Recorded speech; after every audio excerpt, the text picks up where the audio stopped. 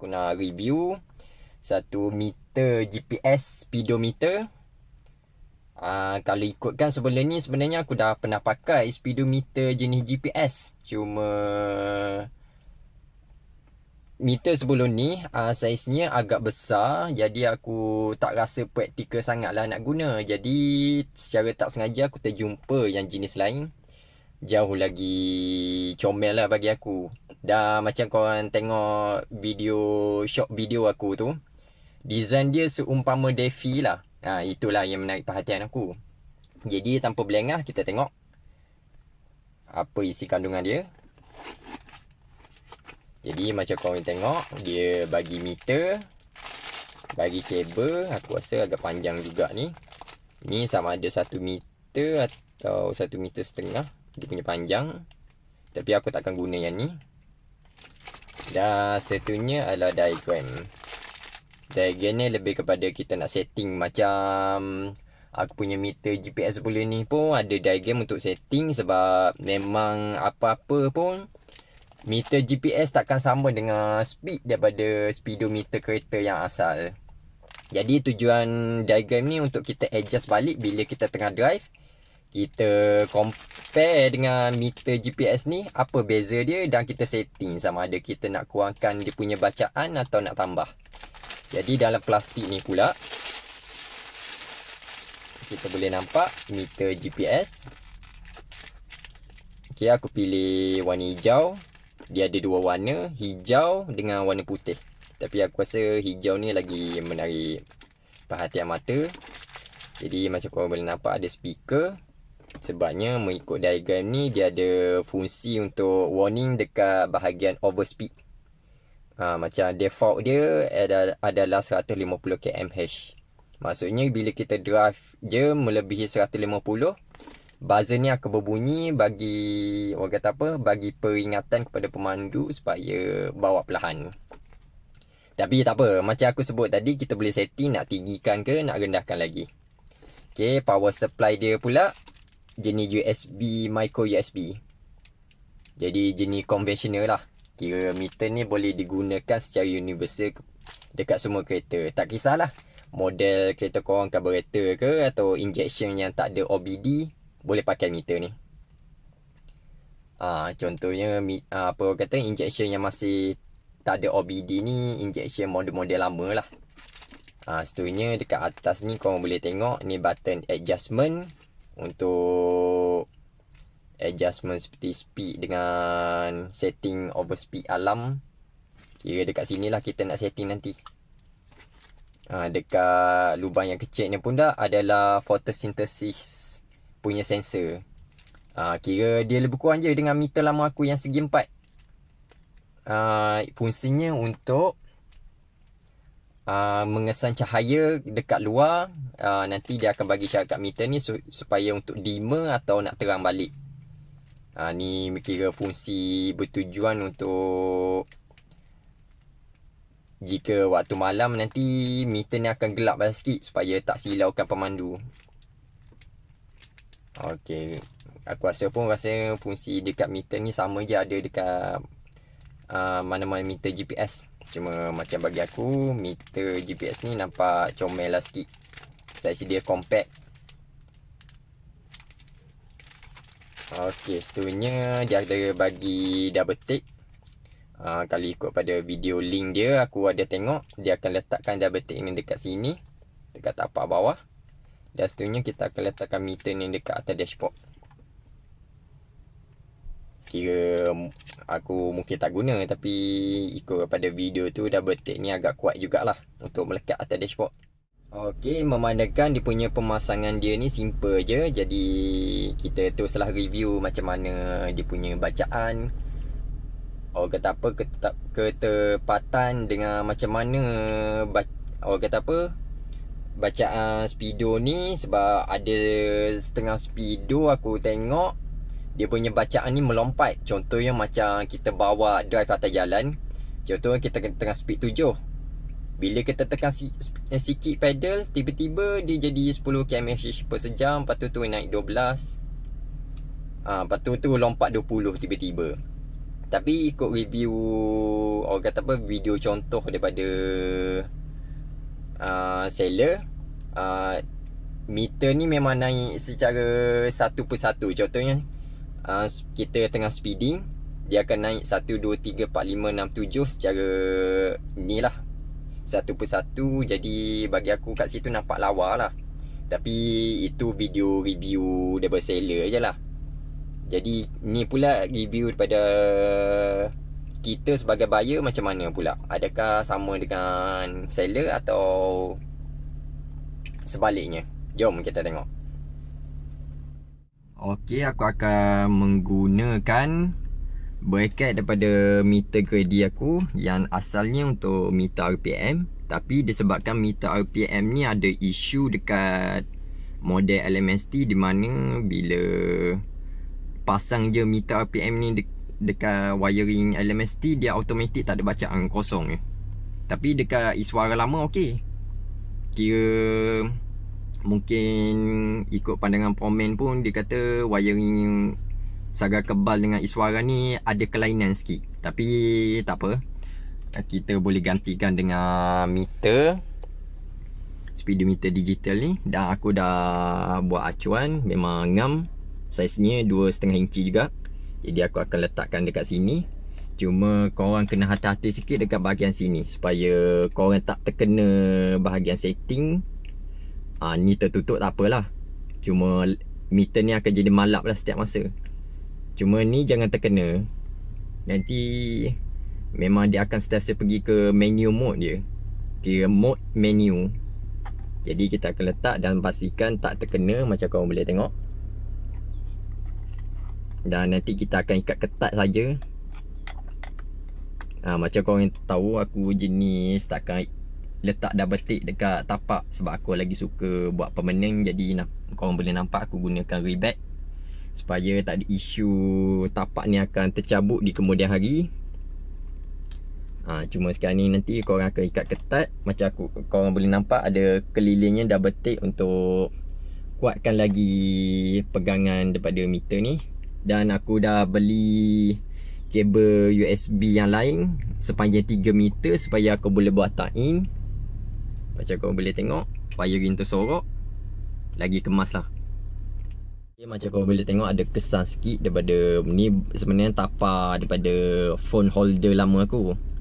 Sebab phone holder ni agak besar, aku dah pindahkan kat sini. Menyebabkan akan terkena dengan meter ni. Dan satu lagi, sejak aku letak dekat sini, phone aku selalu overheat disebabkan ruang dekat sini terlampau dekat dengan cahaya.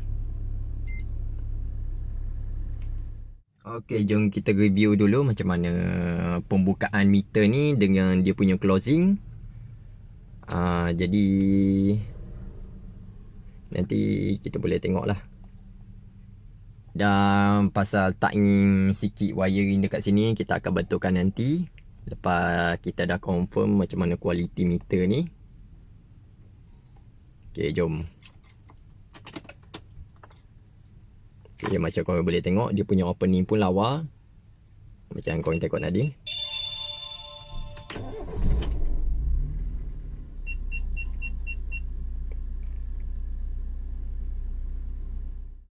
Okey, kita akan review dia punya closing pula. Okey, macam korang boleh tengok, dia punya closing tu dia terus tutup, dia tak ada animation ke apa. Okey, kita kepada fasa seterusnya, iaitu kita nak review dia punya bacaan bila dah on the road. Okey, jom.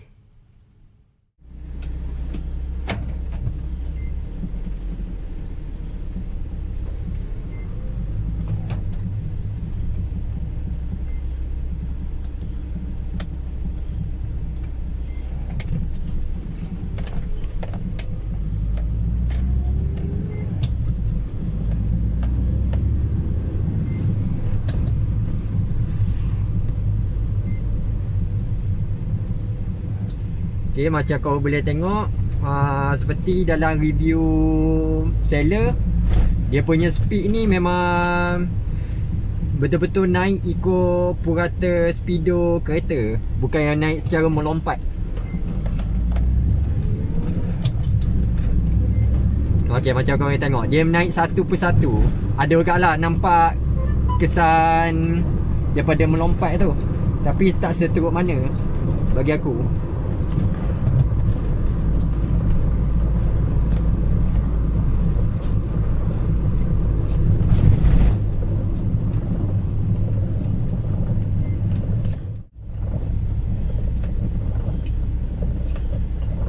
Okay, dia punya turunnya speedo tu pun cantik aku tengok.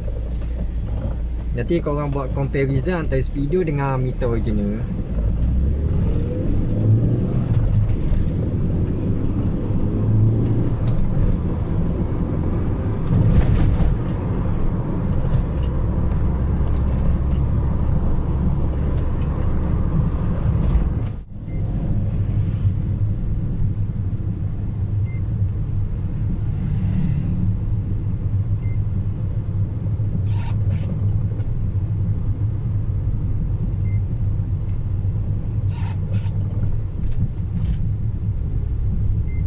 Okay, macam korang boleh tengok ada beberapa detik tadi, seperti contohnya speed 20 agak sama lah ikut mata aku dengan speed pada meter aku ni.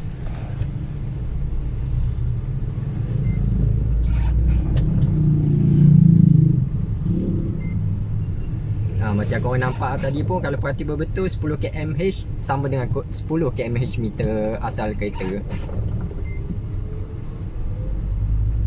Jadi aku boleh bagi kesimpulan untuk model kereta aku, speedometer GPS ni dah tak payah buat adjustment apa-apa, boleh terus pakai je. Tapi untuk kereta lain, korang kena pastikan dulu korang punya speedo asal meter dengan speedo GPS ni sama ke tidak.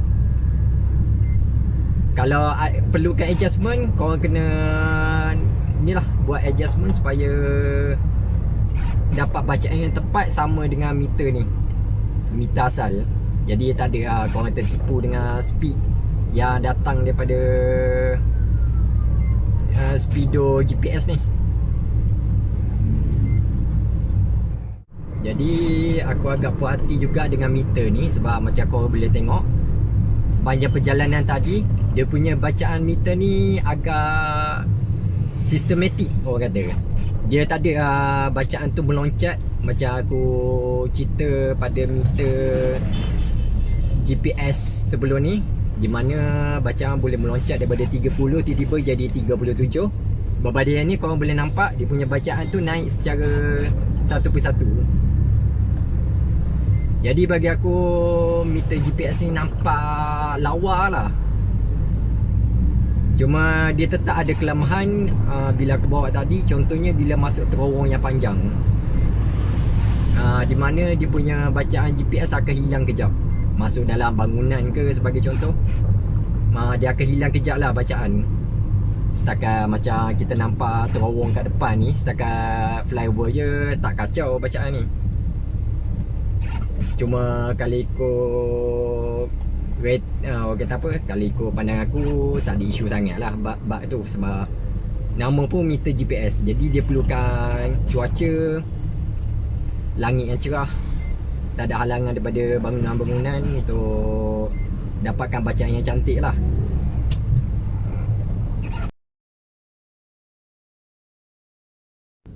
Okey, sekarang ni kita nak tengok macam mana kita nak buat adjustment ikut manual ni. Jadi lepas aku dah buat pemanduan dan contoh video yang korang tengok, aku tak perlulah adjust dekat bahagian speedo ni, sebab macam korang tengok aku punya meter MyV ni memang bacaannya dah hampir sama dengan meter GPS yang baru dapat ni. Kira rezeki lah, tak payah pening-pening. Cuma yang sekarang ni kita bolehlah buat adjustment untuk nombor 2, nombor 3, nombor 4, nombor 5 dan 6. Macam contoh nombor 2 ni, kalau kita nak tambah speed cut, dengan kata lain macam dia punya default ni adalah 150 km per sejam. Tapi mungkin nombor 2 ni aku tak payah adjust juga, sebab aku pun kebanyakan masa driving memang tak lebih lah 150 km.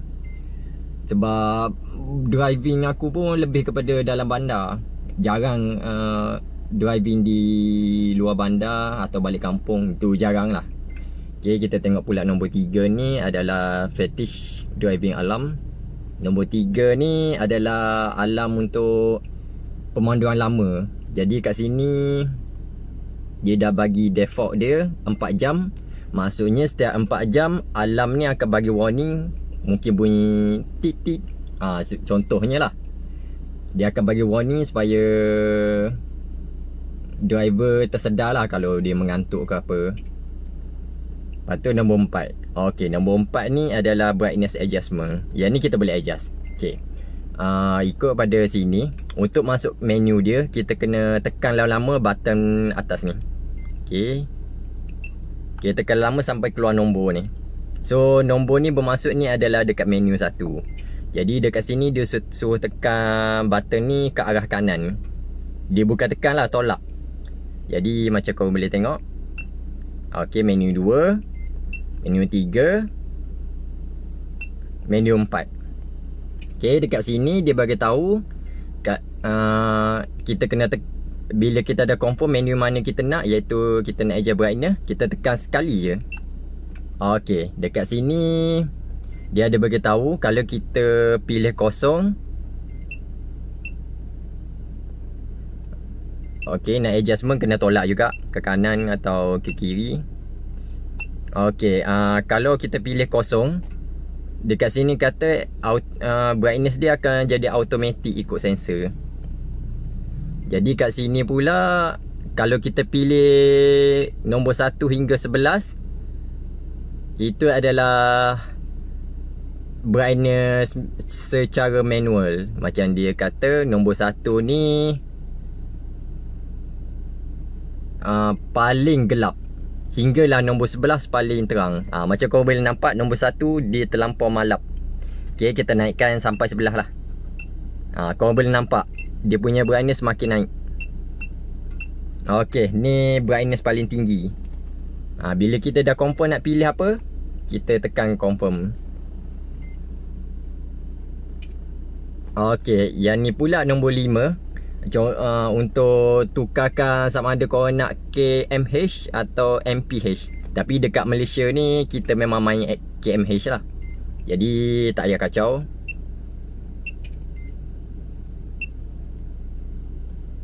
Ok, nombor 6 ni pula kalau korang nak reset balik semua setting yang korang dah buat dan pergi ke factory reset. Jadi secara asasnya tu je lah.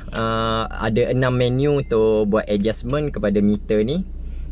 Jika korang nak setting apa-apa, nak adjust bacaan speedo, nak adjust warning dan sebagainya. Jadi aku pasang balik. Jadi secara kesimpulannya, macam korang boleh tengok, aku puas hatilah dengan meter GPS ni berbanding meter lama aku dulu. Selain pada dia compact, bacaan dia macam korang boleh tengok agak sistematik dan tidak melompat. Yang tu paling aku suka, bacaan tidak melompat. Dia seumpama meter digital yang dipasang wiring dekat speed sensor. Padahal ni meter GPS.